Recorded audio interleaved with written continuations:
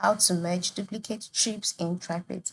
Hello everyone, welcome to today's tutorial. In this tutorial, I'll show you how you can merge duplicate trips in TripIt. So kindly watch till the end.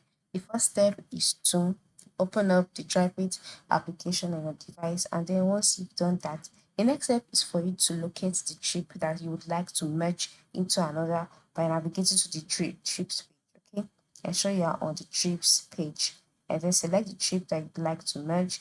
Then on the trip details page where you see all of your plans, your reservation, move to the top right corner and click on the three vertical dots that you can see there.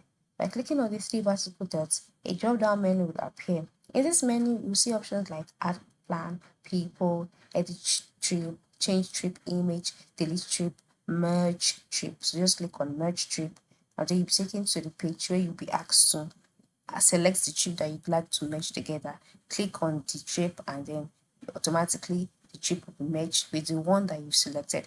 Now, the reason it might explain this is because I only have one trip added, but for you, you can easily merge the trips if you have more than one. So that is it. Thank you for watching and have a safe trip.